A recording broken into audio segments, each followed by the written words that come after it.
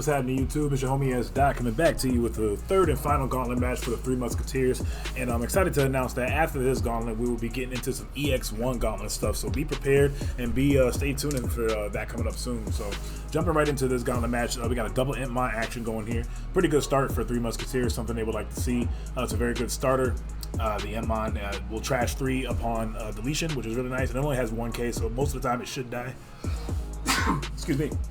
Unless you run into a tamer or whatever. Or not a tamer, like a tamer or an option card that wouldn't kill it.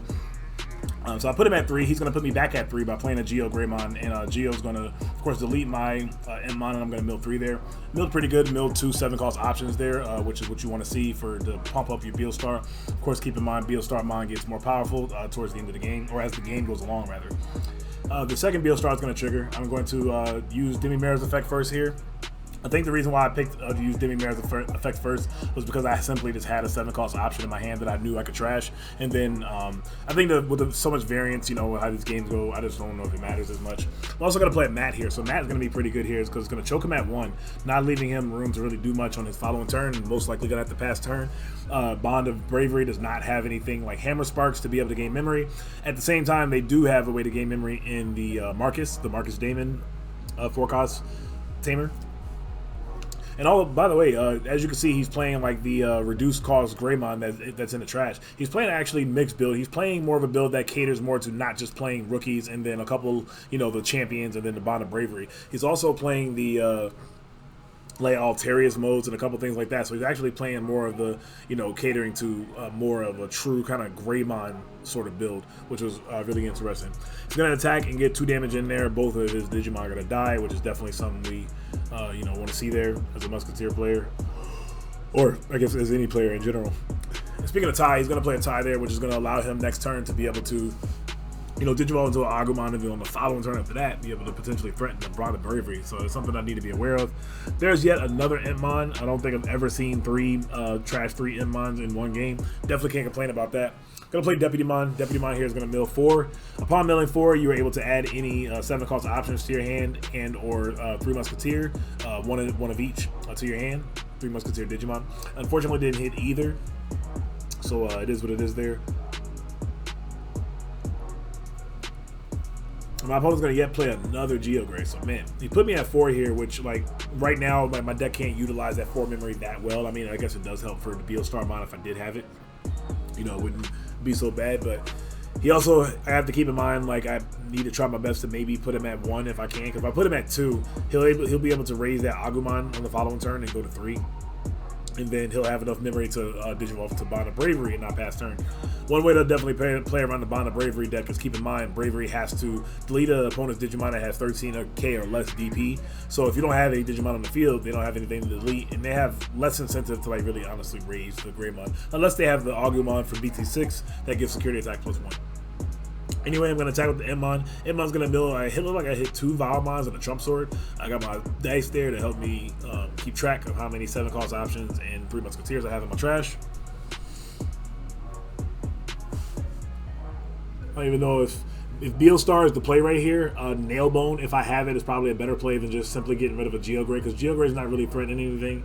I also, again, got to keep in mind he has that Agumon. I think if I can't put him at anything less than 2, Nailbone definitely is still the play here, because at least I'll have more bodies on the field versus just playing Beelstar Mon just to get rid of a Geo. So, yeah, okay, so I did flash a Nailbone, so Nailbone is in there. I'm going to play it, it's going to put him at 3.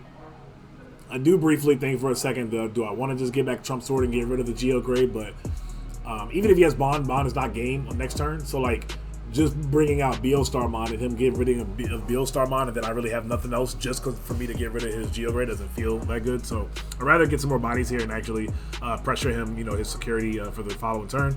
Of course, I am unfortunately setting myself up for Atomic Blaster. Atomic Blaster is a really good card against the Bond of Bravery deck. Because the Entmon only has 1k DP, and then the Valmon, like you just have very easy targets against this deck. So the Deputymons are also 4k, so you definitely get a lot of value there. He is going to raise the Agumon, and based off the way his hand motions are going, it doesn't even look like he has the Bond of Bravery. I don't know if there's a reason that you would attack with the Geo first before going into Bravery. Probably not. you do and you don't care about Beelstar being on the field. Part of you wants it on the field, so I don't have another, you know, 3 Musketeer in the trash to fuel the following Beelstar, or like the Impmon that allows you to, you know, trash a card from your hand and then add a, you know, 7 cost option, or excuse me, a 7 Great Demon Lord or 3 Musketeers from your trash.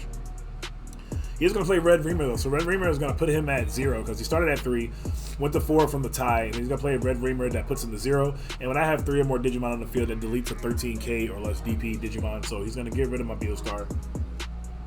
Is what it is.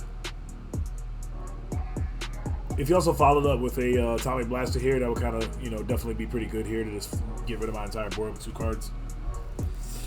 I do decide to block the Valmon here with Greymon. I guess he just looks like he wanted to get chip damage in with at least 1. It's funny, if I didn't block, the Trump Sword would have gotten rid of his Agumon, so that's kind of funny that that ended up happening. And then there's an Atomic Blaster, so I ended up losing both of my Digimon anyway, so that was really unfortunate. I really feel like he could have just like not attacked and just played Atomic Blaster and passed, but maybe, I guess he wanted to at least get 1 piece of damage in, because if I do have another Beelstar, Jewel Schwarmer probably just like clears both of them, so it's like, try to get some value in where I can. So solid play from him.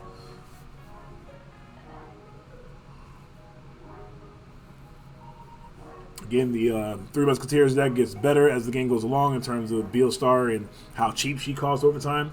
If you have 11 or 12 in your trash, man, she becomes just about free. And if you have like the Nailbone and Genkakumon promote stuff in your trash, this deck can definitely spiral out of control pretty fast. So it has a pretty weak early game. Depending on your opening hand, I guess you could say that about any deck. It has a pretty like weak opening early game. It has a very strong mid game and a pretty strong late game as well. Sometimes the late game, it depends on how many resources you have left, like, you know, Impmons. But anyway, speaking of Beelstar, we're gonna play the Beelstar. It looks like it doesn't cost more than like 3 because I have like 9 in trash right now. So 9 in trash is actually pretty powerful because it's gonna allow me to not pass turn. Whether I have 5 or 3 memory from, you know, thanks to Matashita, this will definitely allow me to not pass turn, which is good. And again, I'm prioritizing Nailbone over just getting rid of the lone Agumon on the field. I do have to worry about not giving him, make sure I don't give him 3 memory, because I give him 3 memory. Let's say he doesn't have the bond, which he probably doesn't, because I feel like he would have just played it last turn. Maybe. He definitely could just Digivolve into bond on his following turn if I just leave that Agumon and give him, you know, 3 memory cells. Gonna bring back Valmon and Impmon. Then I'm going to Digivolve. I think I was reading it to make sure, because I think it's the first time I actually Digivolving with the effect. So yeah, when you have the Beelzemon, so when you have 10 or more cards in your trash, you were able to Digivolve over an Impmon for a cost of 4, ignoring, you know, the other requirements. So you just kind of work Digivolve from a rookie to a mega and delete one of your opponent's level 4 or lower Digimon, which is really good. So got rid of Agumon, don't have to worry about anything anyway. I only give him 2 though, so I'm definitely not like stressing anything right now. So he does have another Agumon though. That's the dangerous Agumon, the one that gives you security attack +1. So I mean, it's not as good here because if you were to trash one of my cards from Bravery, I only have 1 security anyway, so it's not like security attack +1 is doing the most. But something to keep note of. Speaking of Red Reamer, he's going to play another Red Reamer. He's definitely catering to the. I feel like he's not playing Gaia Force, and he's choosing to play Red Reamers over that, which I can understand. Like in some capacity, I feel like if you're going to go play Red Reamers, I feel like it should be like a 2-2 split. Now at the same time, I haven't seen the rest of his deck, so I can't just sit here and automatically assume, but it's just a feeling. I feel like he's not playing Gaia Force, and I kind of don't blame him. You get to be more thematic with, well, I'll take that back. Gaia Force is also thematic with Agumon. What am I saying? But the card, you know, it's a cheaper cost, so I guess more thematic in terms of, like, you know, from the set, playing the cards from BT6. Red Reamer could definitely be pretty good. It definitely gets rid of blockers, you know, 6k blockers, all the pesky rookies, you know, memory tamers, or not memory tamers, memory blockers, etc. You know, you have like a red memory boost out and things like that. So not the biggest applications, but those little things matter. I thought I was going to swing with Beelstar first, but I decided to swing with Gazi first, just in case it is a Atomic Blaster. I'm going to draw for Demi Meramon.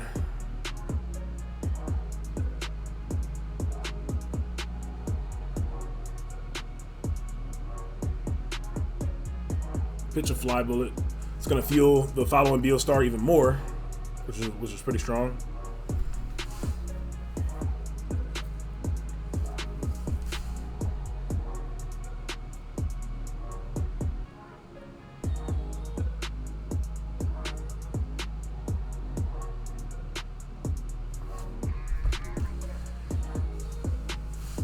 Wonder what I'm thinking about here. I guess I'm trying to figure out how to not give him 2 memory. And I think if I recall correctly, I think every play I had in my hand, even like attacking with Valmon and paying 2, I had no way to only like pay 4 memory to leave him at 1, so he can't go to 3 to be able to play Bond, which is unfortunate.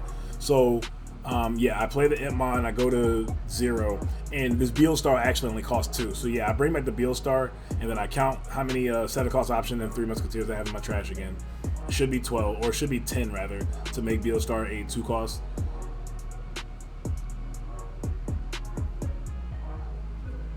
And we're going to play the Beelstar. I'm kind of flooding the board here. This is one definite strength that you have as this deck, or in of this deck in general, and I'm against the Bravery deck. So what I'm doing is I'm facilitating another blocker. That way, I mean, he doesn't really have game next turn anyway because he can only go to 3, and then when he Digivolves into Bravery, he'll go to 0. And again, this deck doesn't play. This deck can't. Well, it can play Hammer Sparks if you mix it up like that, but that's kind of crazy. Anyway. Digression aside, he can't do much more after he goes to 0. He can't even play Magna-German to try to recover himself because, again, he's only at 3. So this is why it's important to also have the Marcus up or play red memory boost. We didn't see a red memory boost from him this game. That doesn't mean that he's not playing it. For me, I got back a second Valmon and a Gazimon, and I feel pretty locked in because there's no set of cards for 3 memory that he'll be able to just delete my entire board. Even if he has the Atomic Blaster, that'll get rid of 2 Digimon, but I still have 4 Digimon out. So this game is pretty safe to say it's locked up. Let's say he does have Bravery. Bravery can only get rid of one of the Valmons, and I'll still be able to block if I needed to. And with that, we're going to take the dub and move on to game 2. Alright, y'all, moving on to game 2. I think my opponent actually decided to go first. His deck does work on a different axis. He's playing more of a, a different lineup than what we usually see. Again, he's playing like the champions, like the security attack +1 Greymon. I did not see that game 1. But again, he is playing Alterius mode, so I think the highest he builds up into is Alterius mode. I don't think I have seen any megas, like the level 6 megas from him. If he does, he probably plays a couple. So I like that he's playing like a more traditional, I don't want to say traditional, but like a more like real build in terms of like playing more of the Greymon cards than we're used to seeing. Like again, just a bunch of champions, a bunch of rookies, and then skip into your Bond of Bravery. So jumping into the gameplay, I'm going to Digivolve into a Soundbirdmon. I'm going to play a Deputymon. Me and Deputy aren't getting along today. That's okay though. Still shout out to the homie Deputy. We miss again. We build a whole bunch of the graveyard though. I guess the only thing that really helps for is filling your graveyard for future Nailbone plays and the future potential Beelzemon play. If you have 10 or more security. Or 10 or more cards you can trash. It's a 10 security, imagine that. Yeah, yellow. Anyway, he's just gonna still looks like he's not playing a rookie or drew a rookie, which is really unfortunate. His deck plays so many too, which makes it feel even worse. I take that back. I don't know how much his is playing. Maybe he's playing less than the usual, but either way, I'm sure you're playing over 10 rookies. So hey, it's kind of unfortunate. But he's gonna get rid of my Deputymon. I'm gonna raise the Soundbird to attack, pitch a option for my hand to gain a memory. And so I pitch a Trump Sword, and we're going to hit into a Agumon. That's the Searcher Agumon that searches a Tamer. Going to use Demi Mare's effect to draw and trash a... Come on, Steph. Okay, trashing a Gazimon here. Going to play another Deputymon. I see a Deputy will hit. We got a Beelstar. Can't complain. Okay, at least we hit a Beelstar there, so we'll take that. Break even there, and I'm in a good way because we have the Beelstar to be able to use in another turn. Got another Geo Gray here. Don't blame him for constantly wanting to get rid of the deputies because we all know that Deputy can warp and turn into one of the bigger 3 Musketeers. And Magna Kidmon. Why does everybody say Magna Kidmon sucks? I mean, I guess he does suck, but at the same time, like that's another option that you have with Deputy. I kind of want to try one Magna Kidmon. I don't understand why people don't think he's like that good. He's kind of like Gundramon in the sense of like you use one of your options, like the same way you would use a Soundbirdmon and like discard an option to do whatever. When you Digivolve into this guy, like it might pass turn, but like you get to still use one of your options from your hand, and then like on your following turn, he has security attack +1, so that's the card that gives you some aggression. I don't understand why anybody doesn't like that card. Comment down below if I'm clearly missing the ball and not understanding why nobody plays Magna Kidmon. I kind of want to test one, to be honest, and I have a stamped one too. So.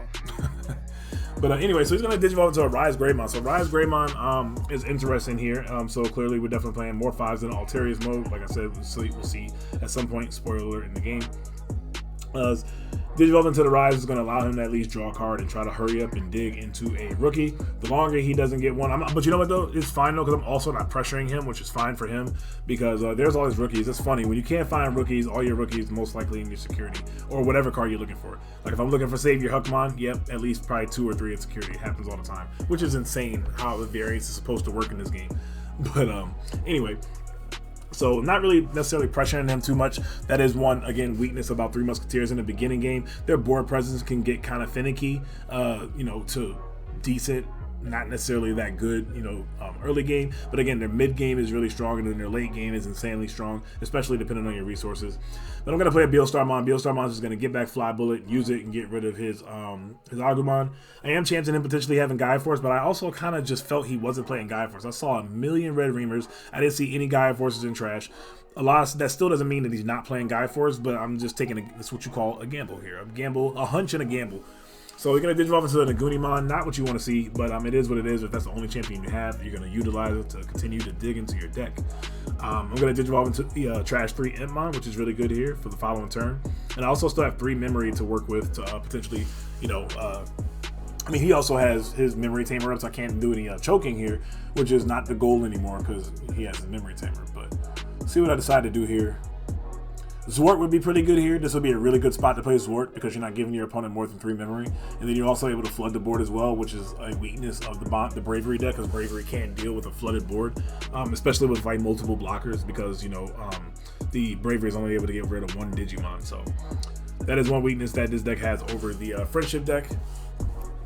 But one strength, I mean, they both have their strengths, right? And, you know, the strengths of this deck is, you know, to get out the security attack +1 Greymon champion early on, or gain advantage through the Marcuses and start flooding the board and just constantly get rid of your opponent's Digimon with all your plethora of removal cards. I'm going to get a Gundramon and a Nailbone off of there. Variant says eventually you got to hit, so that worked out. I got a random Mechanorimon in here. I don't know if I like it because I can't attack with it. So whenever they have like right now, he has 3 security and I have 4 Digimon, but the Mechanori cannot attack. Now, one way you can play your opponent is by not Digivolving into your Rebellymon until it's your last attack. And since I have the mat out, Rebellymon would allow me to Digivolve over the Mechanori and then surprise attack for game.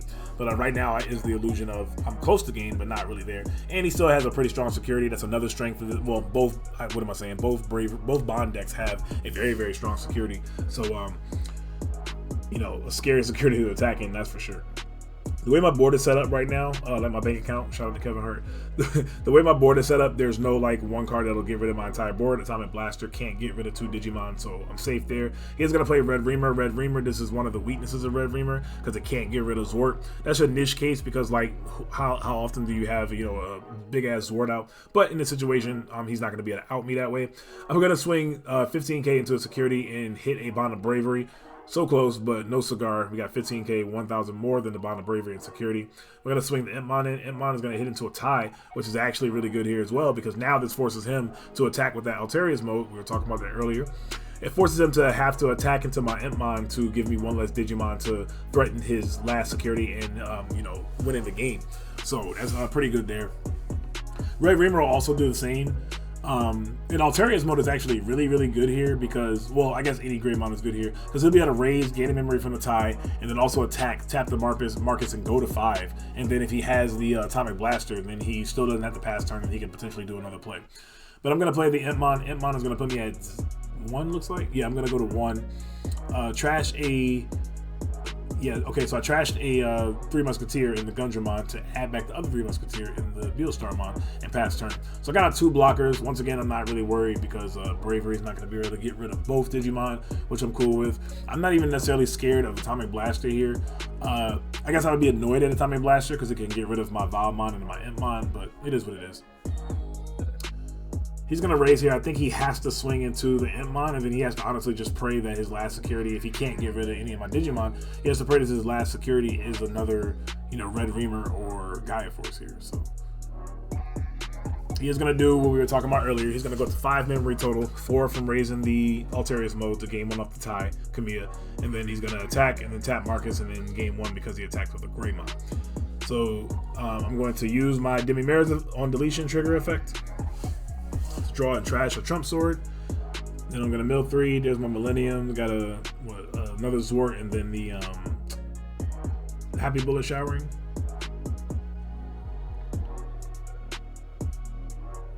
what he decides to do here. He's going to play an Agumon. That Agumon is going to search the top 3. I think you can get a Greymon or Omnimon to your hand. Okay, so wow. Okay, so he is playing a level 6 Mega. He's playing the Shine Greymon. I've never seen anybody play that Shine Greymon, but shout out to him for even like putting it in his deck. I don't know if it'll be coming out this game. He could Digivolve over the Alterius mode, but I don't think it does much here because, you know, it'll pass his turn and he'll be suspended. And I'm not really caring about his Digimon at this point. Just trying to go for broke and try to get the dub. Okay, so he does have the Atomic Blaster. Atomic Blaster is going to... He can only kill one Digimon here, though, and it was smart. Yep, he was smart to get rid of the Valmon here. So this is the spot where I was talking about. If you have the Rebellimon. Rebellimon would be pretty good here because I can attack with Zord into security and then Digivolve into the Rebellimon and then swing for game because the Mechanoid cannot attack. I did not Digivolve into a rookie in the back, so I wonder if I don't have one at all. Sometimes you draw for turn and just like attack before you Digivolve into a rookie or whatever. And that's like a little small mind game too. Sometimes you might draw an attack and like they have a blocker that may or may not like block or whatever because they think, oh, okay, maybe he doesn't have a Digimon to come out from raising next turn. And then like after you attack, it's like, all right, now I'll play my rookie. So that's little kind of small mind games you can do versus your opponent. So anyway, I'm going to get out Beelstarmon. Beelstarmon's going to clear this entire field. Doesn't matter which option card I use. A plethora. I mean, everyone is good here except for Jawalt-Schwarmer. Because of course I don't want to Jawalt-Schwarmer my own Mechanoidmon. Really no reason to here. And I'm also at 4 security, so it's not like, I was being threatened with a Goonie or anything like that. So he's going to Digivolve into the 2K Agumon. Very strong card. Give any of your Digimon with Greymon or Omnimon, I want to say in his name, plus 2K. He's going to play the Agumon. Is going to let him search a Tamer. So he does hit a Tamer here. He hits a Marcus, but with me, again, I think Gaia Force is the only card that will potentially help him here in his security. Otherwise, not much he can do. Or Gaia Force out of his hand. That'll at least give him another turn, potentially.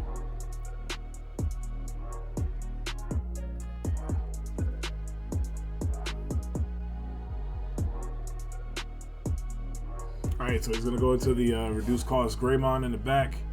And then I'm going to draw for turn. And there's really nothing else that I really shouldn't be doing right now except for just attacking. So it's going to attack with the Zord and just hope that it's not a Gaia Force and we should be able to win. And yep, it's another... No, that's a Ragnar. No, is that a Ragnar? It looks like a Ragnar or no Blitz. It's Blitz Greymon. So yeah, Blitz Greymon's going to go down. I'm going to end up taking the game. I hope y'all enjoyed the 3 Musketeers series. Be looking out for some more content coming soon and another Digi-Gauntlet. And I think I'll be actually playing Bond of Bravery myself, but it'll be featuring the EX01 cards. So again, y'all have a great weekend, and I will catch y'all in my next video. Y'all know what it is. Y'all have a great day and or night whenever you're catching this video. This is your homie S. Dot, heading out. Peace.